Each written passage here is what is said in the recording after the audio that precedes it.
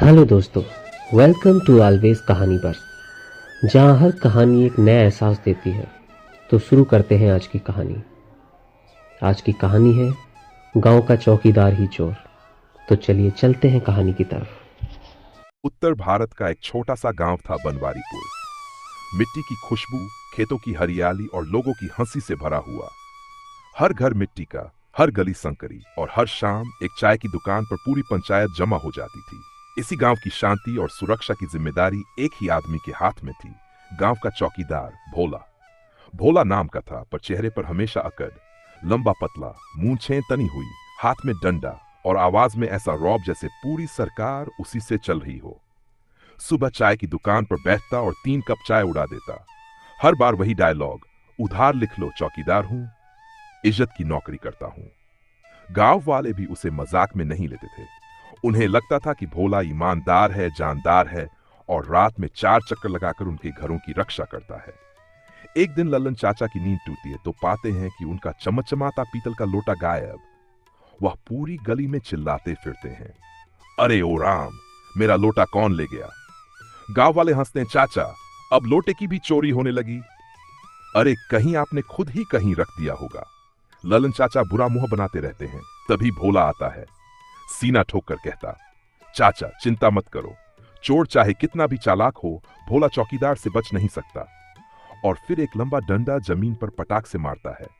इस छोटी चोरी की किसी को परवाह नहीं हुई। जिनका लोटा जाने वाला हो वे रोज ही राम राम करते रहते हैं।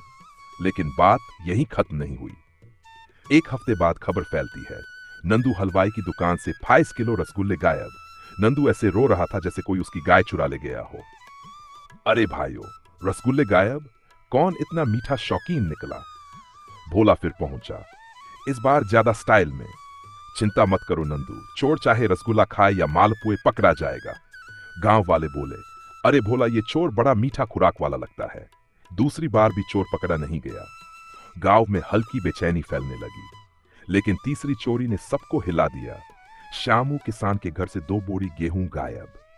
शाम होते होते पूरा गांव इकट्ठा हो गया। लोगों ने भोला से पूछा, तू चौकीदार है कि सिर्फ चाय समोसे खाने आया है? भोला ने माथा अपने डंडे पर टिकाकर कहा, चोर बहुत होशियार है, मैं दिन रात निगरानी बढ़ा दूंगा। लेकिन असली ट्विस्ट तो अभी आना बाकी था। गांव के सबसे होशियार और नटखट लड़के छोटू को संदेह हुआ। छोटू को रात में नींद नहीं आई। उसने सोचा, ये कैसी चोरी हो रही है? चोर तो चारों तरफ घूम रहा होगा, चलो देखते हैं। आधी रात को आंधी चल रही थी, आसमान गरज रहा था। ज्यादातर लोग घरों में दुबके थे, लेकिन भोला अपनी टॉर्च लेकर घूम रहा था। छोटू खेत के पास छिप गया और दूर से सब देखता रहा। तभी उसने देखा, भोला चोरों की तरह छिपते छिपाते एक बोरी उठाकर नीम के पेड़ के पीछे ले जा रहा है। छोटू की आंख फैल गई, अरे ये तो वही बोरी है जो श्यामू किसान की थी। भोला चारों ओर देखकर थोड़ी देर में दूसरी चीजें भी लाया, लल्लन चाचा का लोटा, रसगुल्लों के डिब्बे और कई छोटे बंडल। छोटू मनी मन चीखा, हाय राम, चोर कोई और नहीं, चौकीदार ही चोर है। छोटू चुपके से वापस गांव में भागा। सुबह होते ही वह सरपंच के घर पहुंचा।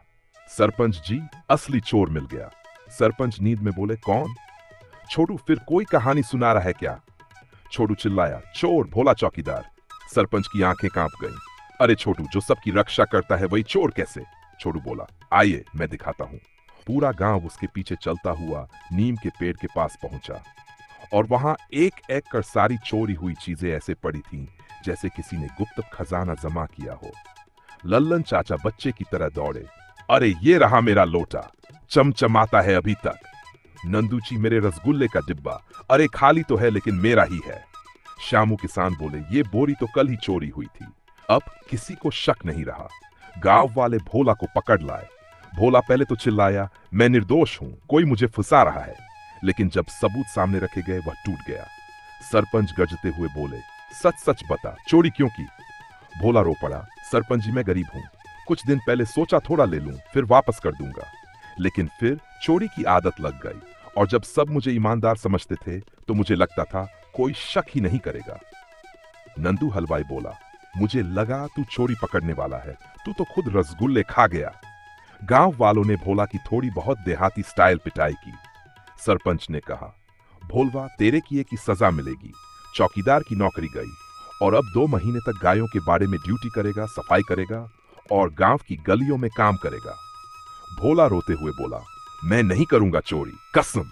गांव में एक नया चौकीदार रखा गया। छोटू की बहुत तारीफ हुई। गांव के बुजुर्ग बोले, अगर छोटू न होता तो चौकीदार चोर कभी पकड़ा ही नहीं जाता।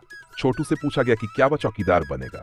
छोटू मुस्कुराया, नहीं सरपंच जी, मुझे पढ़ाई करनी है।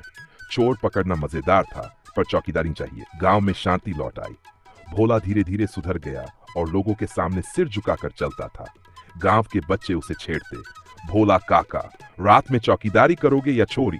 भोला शर्माते हुए कहता, अरे नहीं रे, अब कभी नहीं। और इस तरह बनवारीपुर में मजेदार, अजीब और यादगार कहानी फैली। गांव का चौकीदार ही चोर निकला।